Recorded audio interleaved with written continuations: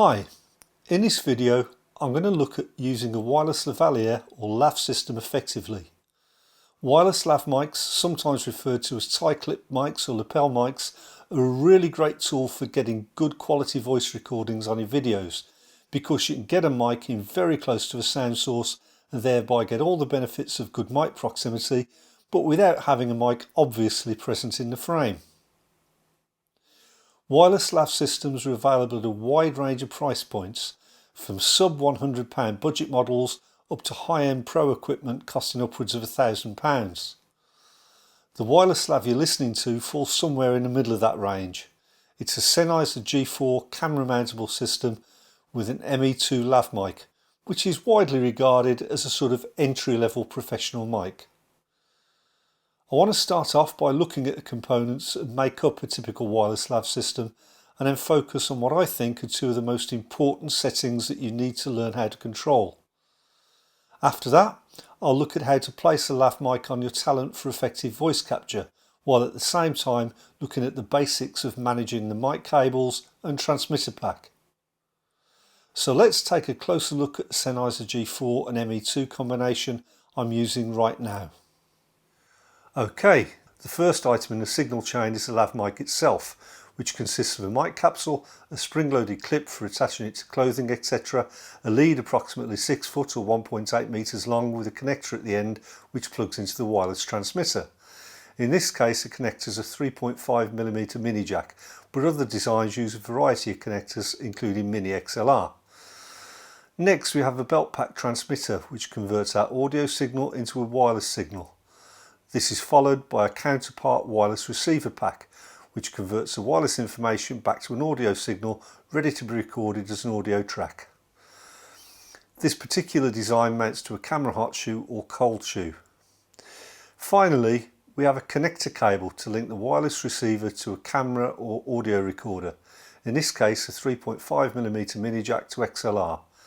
If using the system directly into a DSLR, there's also a mini jack lead available for this. Most wireless lav systems require these four main components, though some more recent receivers plug directly into cameras or smartphones, and some transmitter units such as the Rode Wireless Go have a mic built into them. One of the most important settings that you should learn when using wireless equipment is how to change the operating frequency of the transmitter and receiver.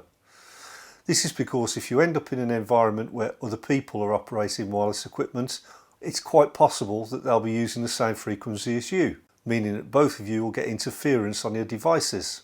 It's also important to remember that if the frequency on the transmitter and receiver don't match, then the wireless system won't work.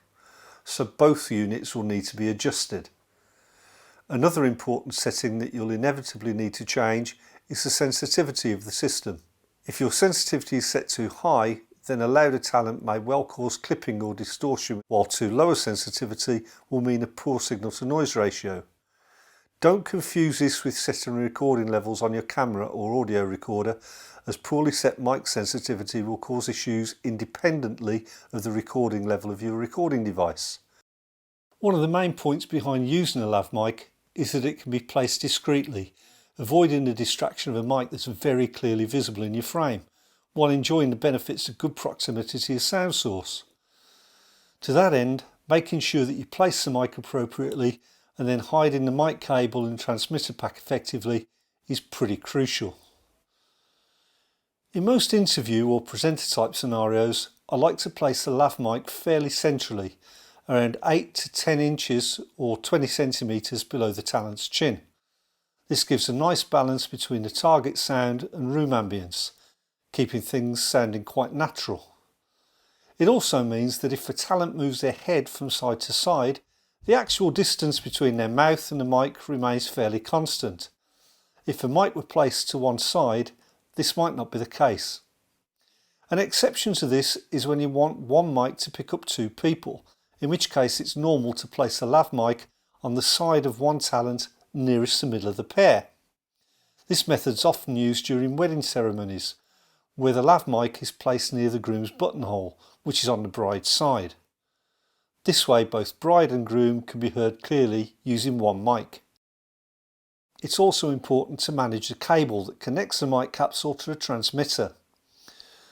Where possible, this should be hidden beneath clothing, not just to keep it out of sight, but also to manage any movement of a cable that might affect the mic itself.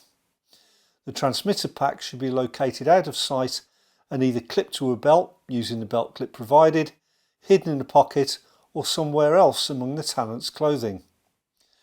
When placing the transmitter pack, always avoid leaving obvious bulges in the talent's clothing or putting it somewhere that they might find uncomfortable, when they're seated for example.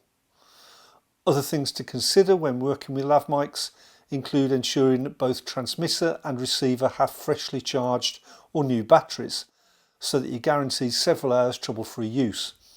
Also ensure that you take appropriate care of your lav mic cables and any external antenna on the transmitter and receiver, as these are the most common points of failure.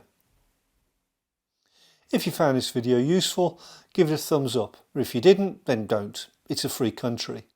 I'll be posting more beginners guides to all kinds of things to do with video and still photography, so stay tuned.